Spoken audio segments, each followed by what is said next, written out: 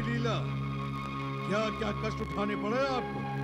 ये लीला प्रभु की थी। नहीं देवर्षि, नहीं। ये मेरा आपकी राशि में प्रवेश था। मैंने कहा था ना कि मेरी वक्र दृष्टि से कोई नहीं बच सकता। अब तो आपको मुझे प्रणाम करना पड़ेगा। कभी नहीं शनिदेव। नारायण नारायण नारायण नारायण नारायण नारायण।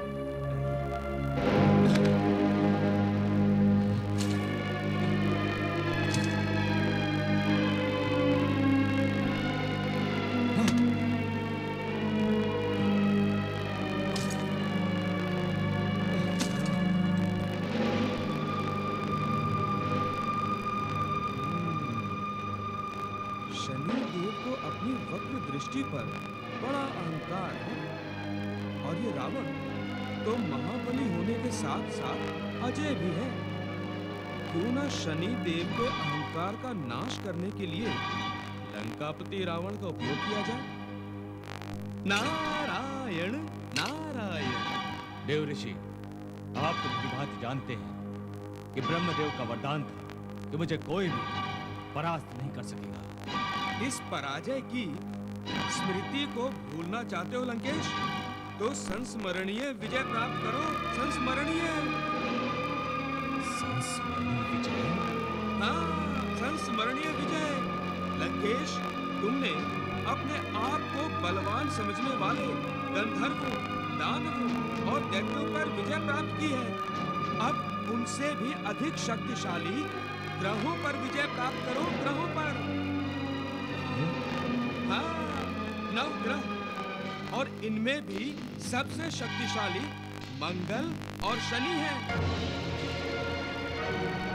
ग्रह मंडल पर विजय पालोगे ना तो तुम माने राजपाली का भी मुंह चढ़ा सकोगे। हाँ, वो तुम्हें अवश्य चढ़ाऊंगा। मैं अभी और इसी समय 9 ग्रह पर विजय प्राप्त करने जा रहा हूं।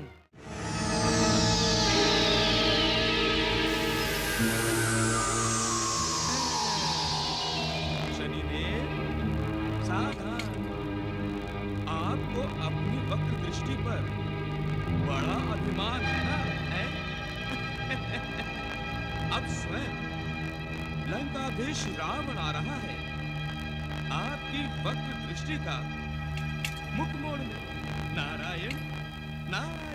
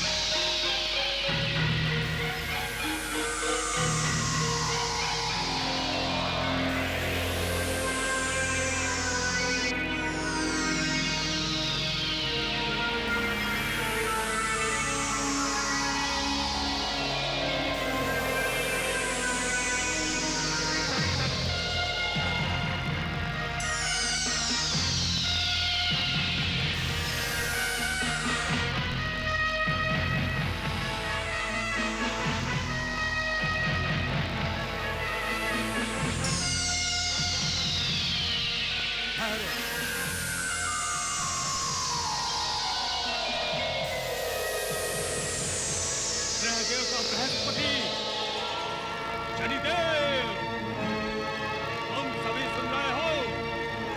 मैं लंकापति रावण तुम सभी को युद्ध के लिए ललकार रहा हूं।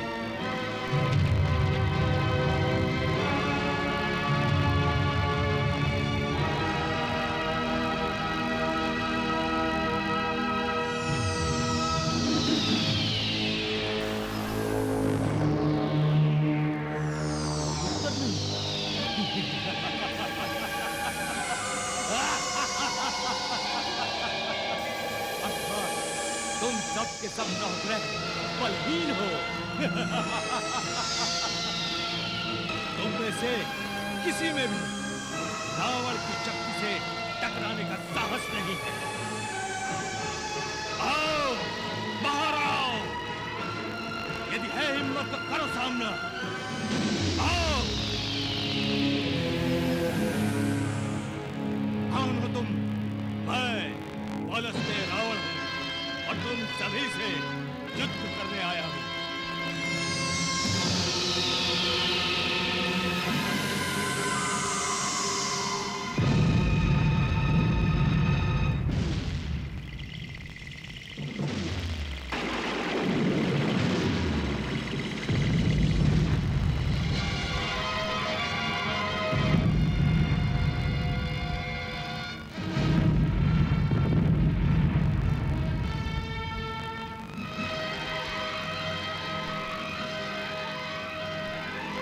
मैं प्रसन्न हुआ।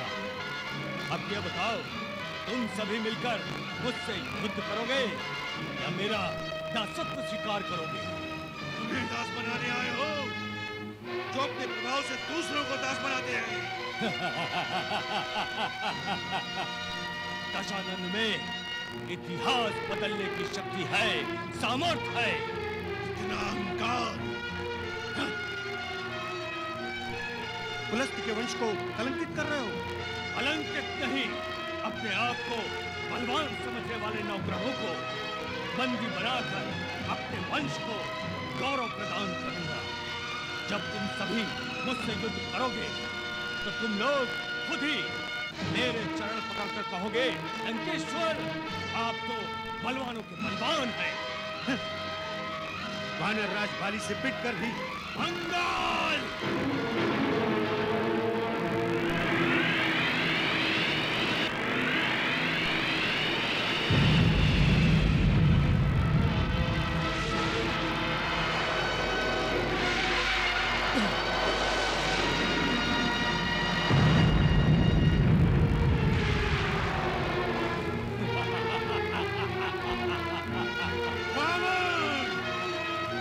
तुम्हारा बल और तुम्हारी शक्ति हमारे सामने तुच्छ है, तुच्छ। तुम हमारे सामने कुछ भी नहीं। तुम्हारी हार निश्चित है, निश्चित। तुम यहाँ से चले जाओ। वैसे युद्ध समानता में ही होता है। हारने के पश्चात ये मत कहना कि हम 9 थे और तुम 1। तुम जानते नहीं, रावण एक नहीं 10 रावण है, 10। देखो शनिदेव।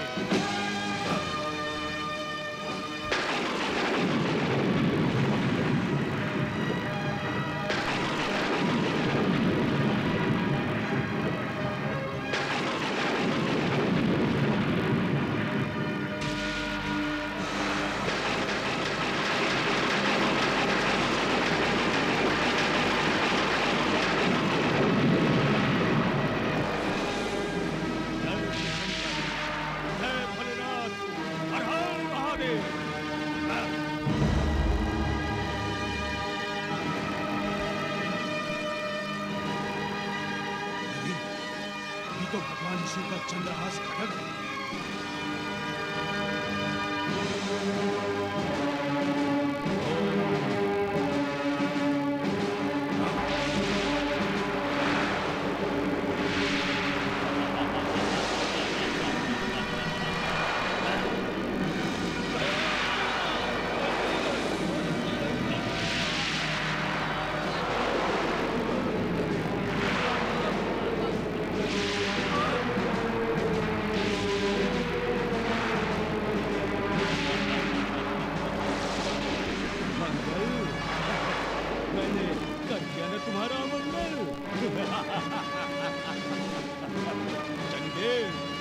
अपनी वक्र दृष्टि से विनाश करने वाले शनिदेव अब डालो वक्र दृष्टि।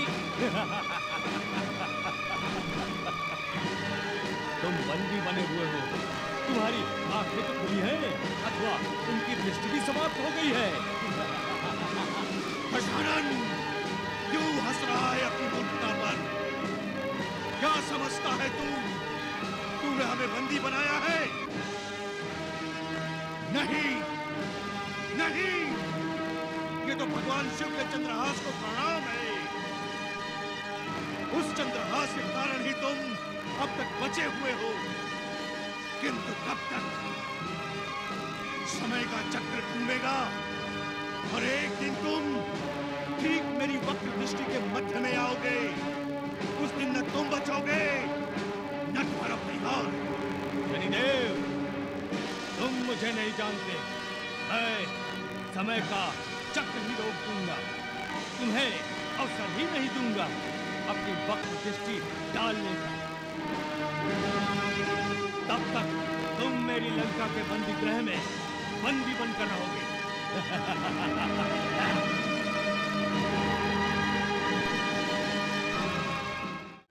नारायण नारायण।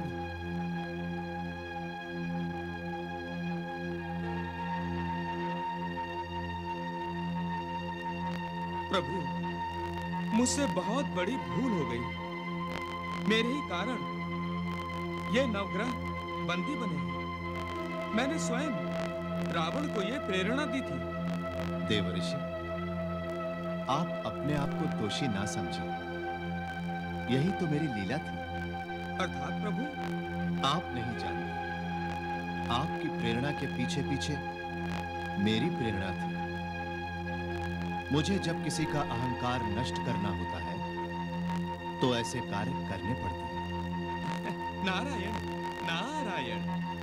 मुझे ज्ञात है देवर्षि कि अन्य ग्रह देवताओं के साथ साथ शनि देव को भी अपनी शक्ति पर अहंकार हो गया था।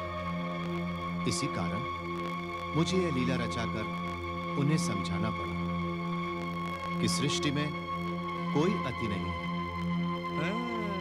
तुम यदि बलवान हो तो कोई और है जो तुमसे अधिक बलवान है। नारायण नारायण। आप धन्य है प्रभु, धन्य है आप, और धन्य है आपकी लीला। नारायण नारायण।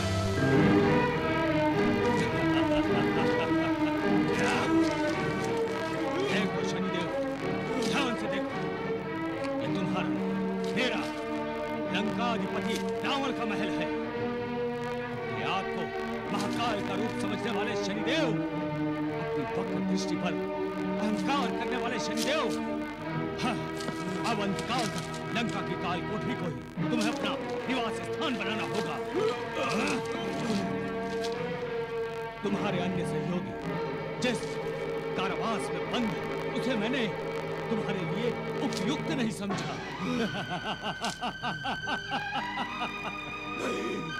नहीं, तुम्हें पश्चाताप करना होगा रावण। तुम अपनी इस उद्दंडता पर बहुत पछताओगे, बहुत पछताओगे तुम। रावण को पछताना नहीं आता। शनिदेव,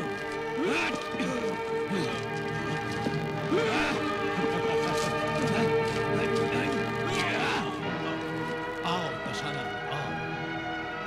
9 ग्रहों पर विजय पाने वाले विजेता, तुमने राक्षस कुल का मान बढ़ाया है। तुम सर्वश्रेष्ठ हो।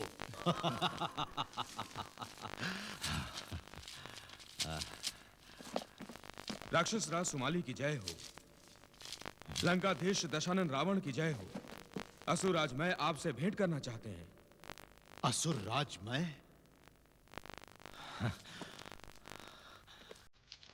उन्हें सम्मान पूर्वक यहां ले आओ। जो आ गया राक्षस राज।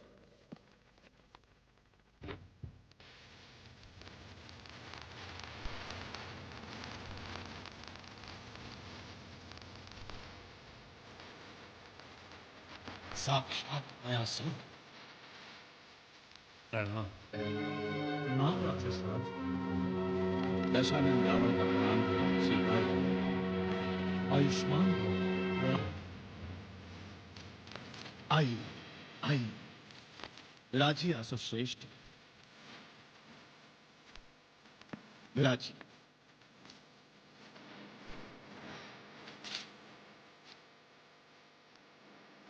मेरे योग्य कोई सेवा हो तो बताइए। कहिए, मैं आपके लिए क्या कर सकता हूं? मैं आपका समय व्यर्थ करवाने नहीं आया राक्षस राज। मैं केवल आपके पास एक प्रस्ताव लेकर आया। यदि आप उसे स्वीकार कर लो तो मैं अनुपस्थित हो जाऊं। आपकी भव्यता उदाहरण दे रही है। आपके मन में क्या है, हमें अवगत कराइए।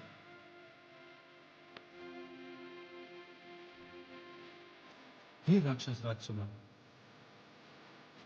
यदि आपकी आज्ञा हो तो मैं आपके नाती दशानंद से कुछ बात करूं। अवश्य, अवश्य।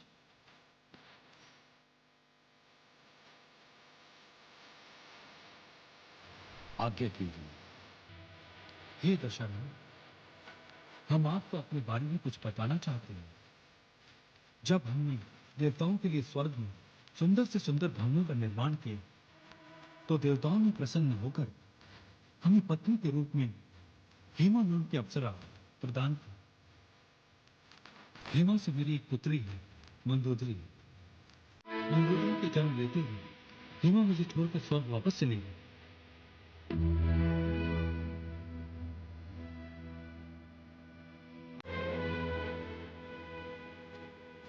मंदोदरी विवाह हो गया। हे राक्षस राज, मैं अपनी पुत्री मंदोदरी के लिए आपके नाते दशानंद रावण का हाथ मांगने आया। क्षमा, आपने अपनी पुत्री के लिए मुझे ही योग्य क्यों समझा? मैंने नहीं दशानंद,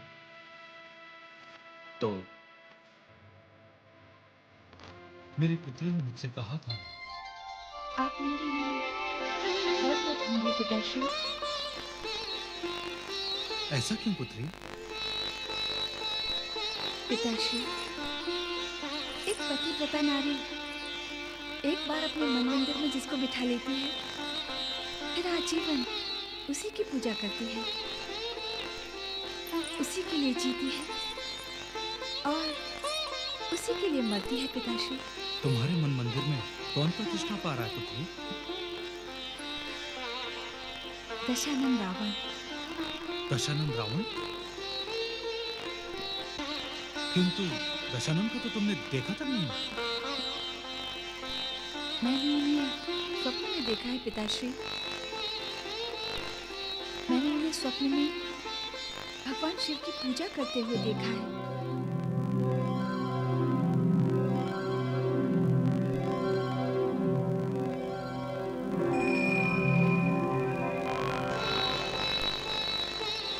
अब उनका तेज मेरे मन में समा गया है पिताश्री, और मैंने अपने आप को उनकी अर्धांगिनी स्वीकार कर लिया है। विवाह करूंगी तो केवल उनसे।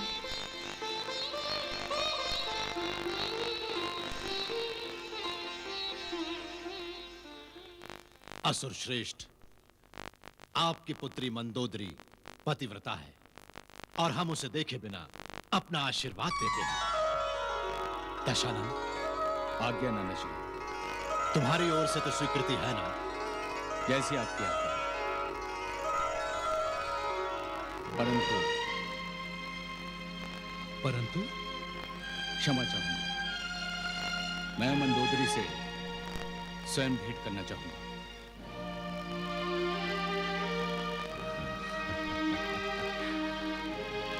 क्यों परीक्षा लेना चाहते हो मंदोदरी की? ठीक है, मुझे स्वीकार है। नारायण नारायण। भगवान, इस दशानंद रावण के मन में कौन सा भय है जो ये मंदोदरी को देखने जा रहा है? भय नहीं देवर्षि, भय तो स्वयं रावण का नाम सुनकर भयभीत हो जाता है। रावण मंदोदरी की परीक्षा लेने जा रहा है कि क्या वो सचमुच रावण को अपने मन में बसा चुकी है।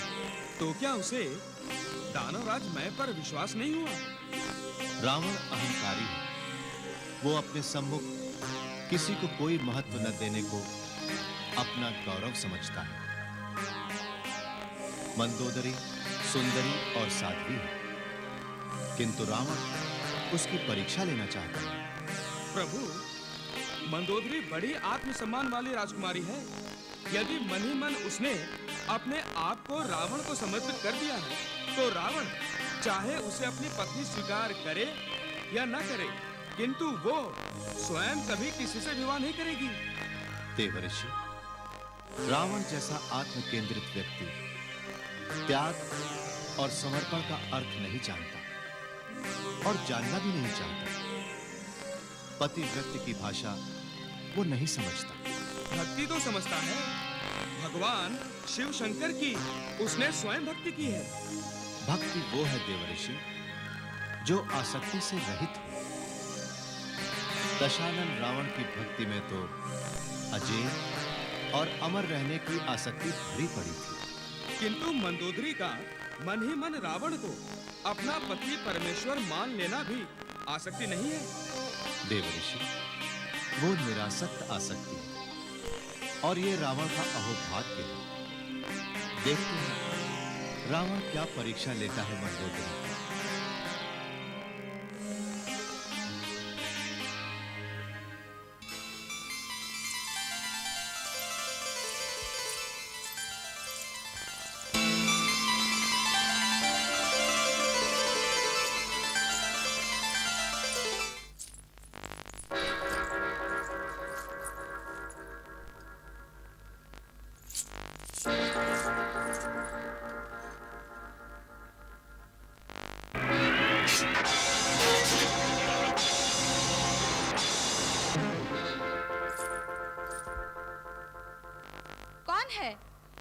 कौन है जो हमारा मार्ग रोकने का दुस्साहस कर रहा है?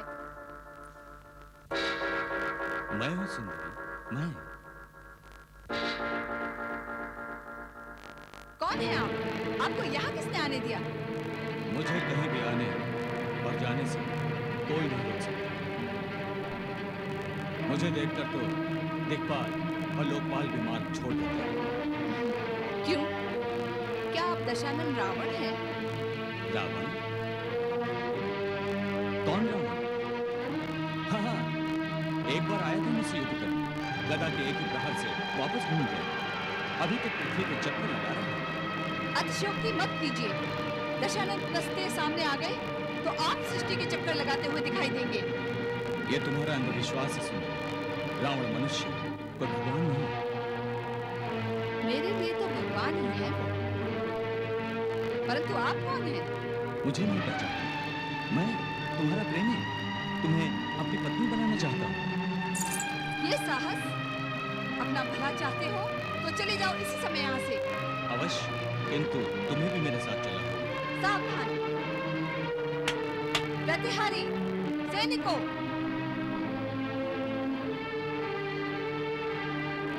इन्हीं को बुलाए। ये क्या करेंगे? मुझे तुम्हें अपने साथ ले जाने से रोकेंगे?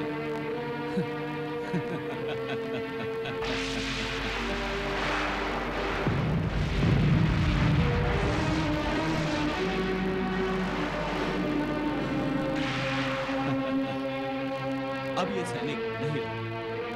मेरे विचार से मुझे रोकने के लिए तुम अपने होने वाले पति परमेश्वर दशानन रावण को बुला लो। अब उससे दो दो हाथ है। तुम्हें भी पता चल जाएगा तुम्हारे योग्य वो है या मैं। मेरी मानो तो तुम मुझसे विवाह कर लो। नहीं, मैं तुम्हें त्रिलोक की महारानी बनाकर रखूंगा। यदि तुम्हें लंका ही पसंद है तो सर्वप्रथम लंका पर विजय प्राप्त करके मैं तुम्हें लंका की महारानी बना दूंगा।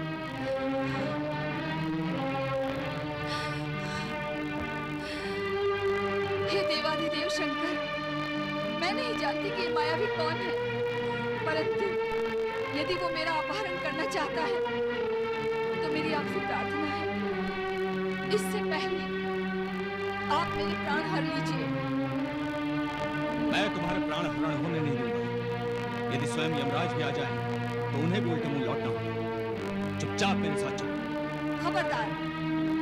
यदि एक भी कदम आगे बढ़ाया तो मैं अपने प्राण हरूंगी।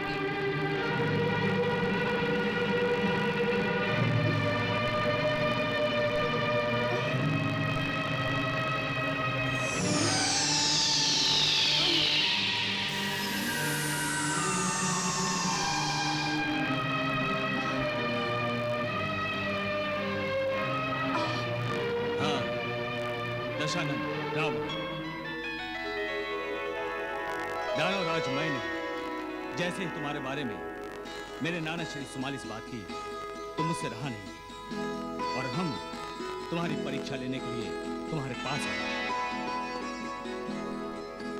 किंतु तुमने तो हमारी ही परीक्षा ले ली। मुझे क्षमा कर दीजिए लंकाधीश। क्षमा तो तब करेंगे जब तुम मुझे स्वीकार करोगे। भगवान जानता है किसने किसको स्वीकार किया।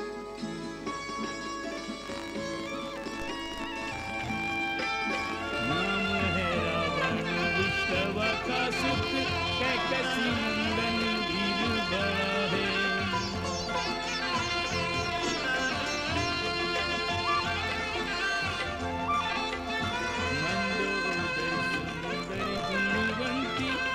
दानव की प्यारी सुता है,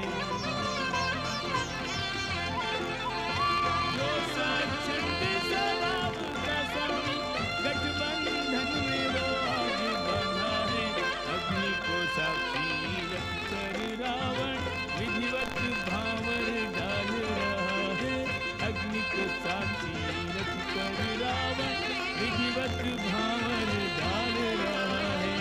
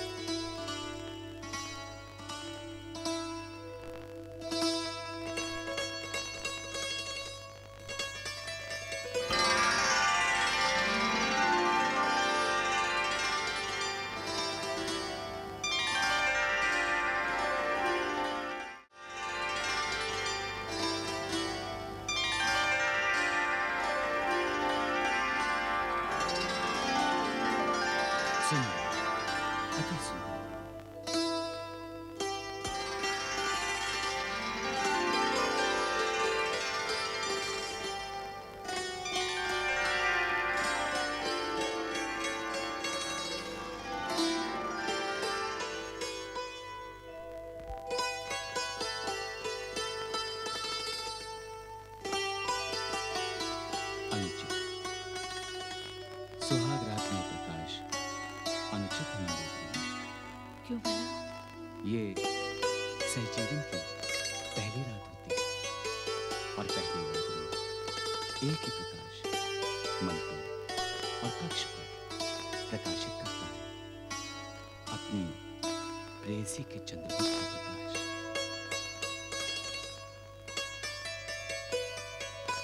आज से मैं तुम्हें मंजूरी नहीं लंकेश्वरी को।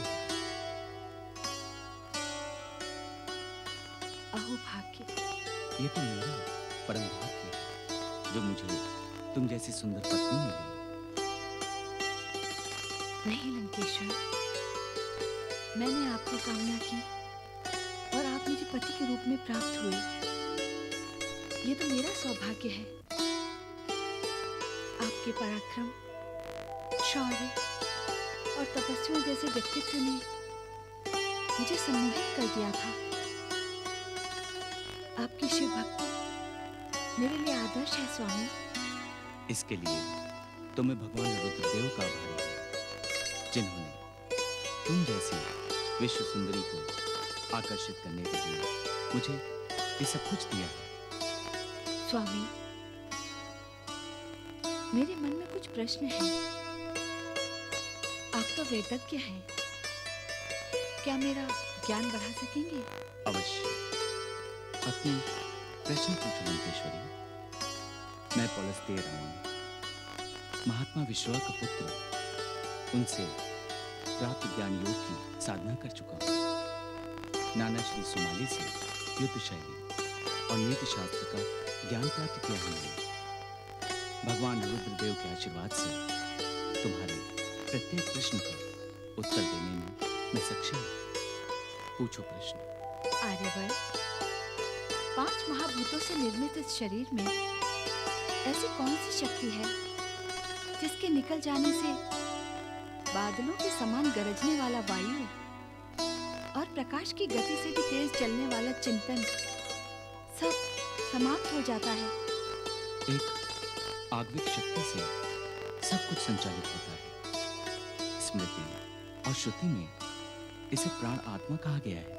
इस प्राण अर्थात आत्मा का संचालन कौन करता है?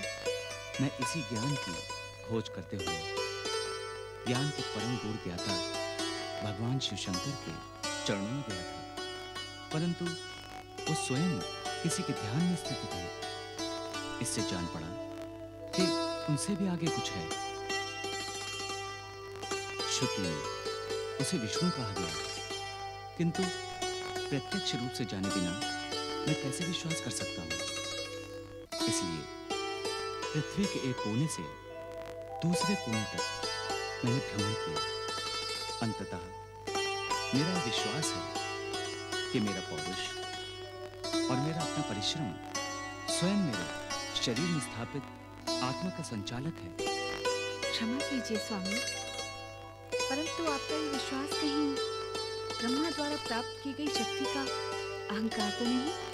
लंकेश्वरी, भगवान ब्रह्मदेव स्वयं अहम भाव की उत्पत्ति से सृष्टि की रचना करते हैं और मैं स्वयं अहम भाव से राक्षस संस्कृति के विचारों के अनुकूल चलने वालों का, चाहे वो देव हो, दानव, राक्षस या मानव, उनका स्वागत करता हूं, उन्हें अभय प्रदान करता हूं। परंतु जो राक्षस संस्कृति का विरोध करता है उसे मेरा यह खड़क भक्षण कर लेता है। और कोई शंका है मन में? श्रेय और प्रेम क्या है स्वामी? श्रेय से निवृत्ति और निवृत्ति से मोक्ष प्राप्त होता है। प्रेम से प्रवृत्ति और प्रवृत्ति से जीव मोह, लोभ, आसक्ति के जाल में फंसकर जन्म जन्म के चक्कर काटकर जीव नरकगामी हो जाता है।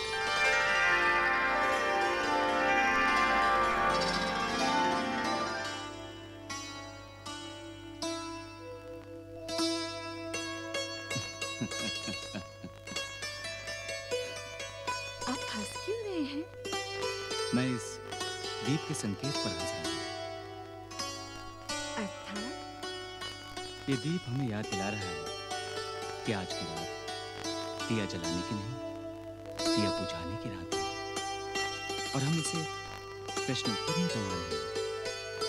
आज की रात पति पत्नी के मिलन की रात है और हम चाहते हैं लंकेश्वरी कि रात कभी खत्म न हो,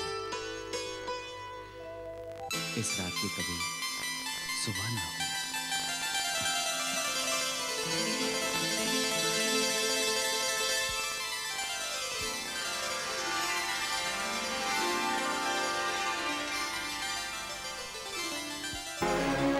नाना जी, आपके प्रति जो मेरा कर्तव्य है उसे पूरा करने के लिए आपका आशीर्वाद लेने आया। आप चाहते हैं ना कि मैं पूरे ब्रह्मांड का अधिपति बनूं? अवश्य। तो नाना जी, भगवान शिव का अनुग्रह हुआ तो शीघ्र आपका स्वप्न पूरा हो जाएगा। पूरा हो जाएगा नाना श्री, पूरा हो जाएगा।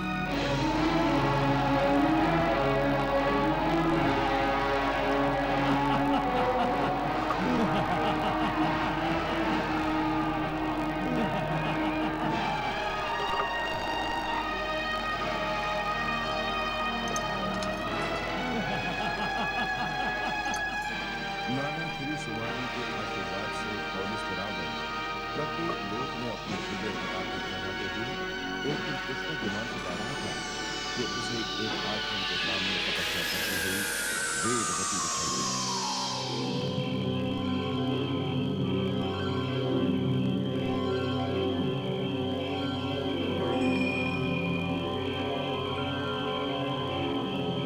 वो ऐसा आकर्षित हुआ कि स्वयं उसके सम्मुख आ खड़ा हुआ।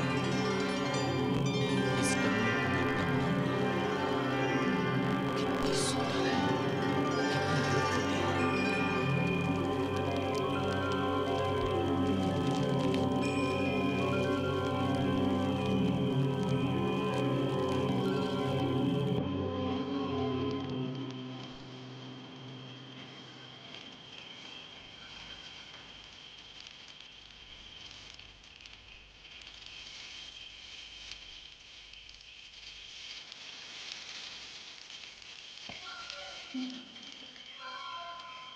इस निर्जन स्थान पर आप कौन हैं?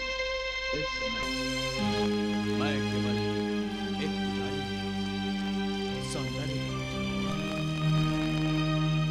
तुम अपने सौंदर्य के साथ एक क्या न्याय करते हो?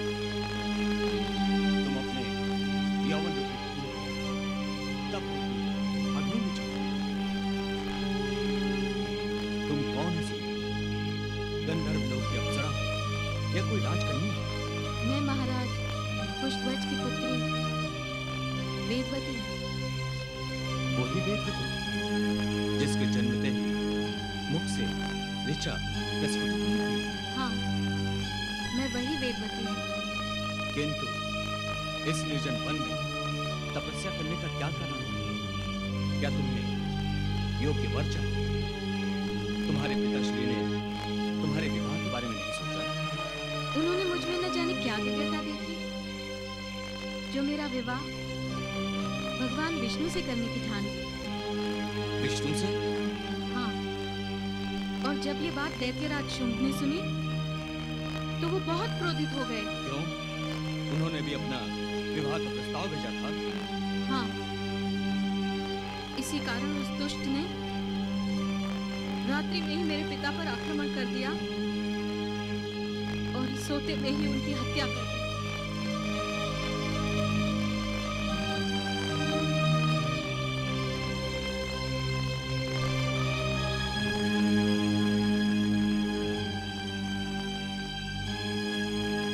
पिताश्री के शव को हृदय से लगाकर माताश्री ने स्वयं योग से अपने प्राण छोड़ दिए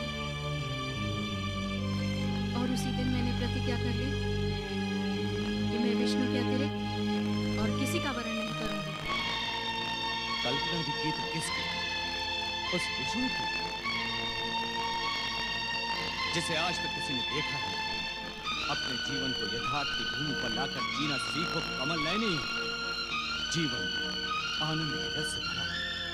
इसे जब तक किया जाए पीते रहना चाहिए। तुम तप और व्रत में अपने इस अनुपम सौंदर्य को व्यर्थ चला रहे हो। मुझे देखो, तुम्हारा तेजमय सौंदर्य मुझे तुम्हारे सम्मुख लाया। तुम जिसकी आराधना कर रहे हो वो विष्णु बल पराक्रम वो वैभव में सब नहीं। मैं कुलत्स का पुत्र विष्णु और सुमाली की पुत्री कैकसी का पुत्र सप्तद्वीप विजेता लंकापति दशानन रावण कहते हैं मुझे। रावण। लंकापति रावण, आप अपनी तुलना भगवान विष्णु से कर रहे हैं? विष्णु तुम मेरी तुलना में कुछ भी नहीं है सुंदरी।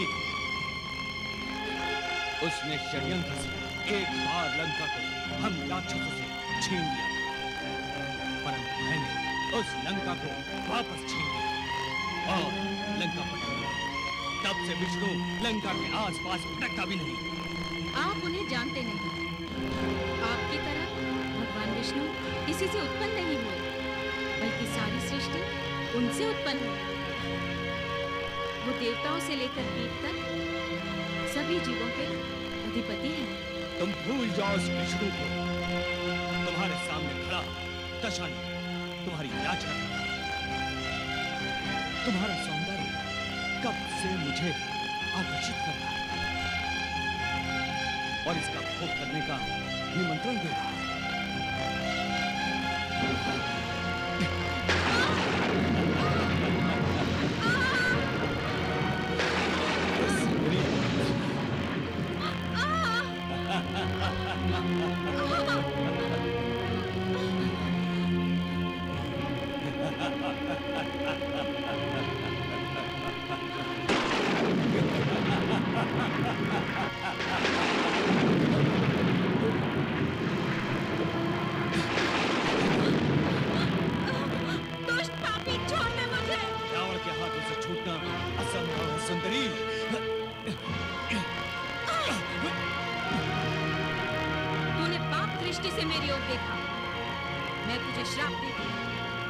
यदि तू किसी स्त्री के इच्छा विरुद्ध उसके साथ पाशवी व्यवहार करेगा तो तेरे मस्तक के टुकड़े टुकड़े हो जाएंगे।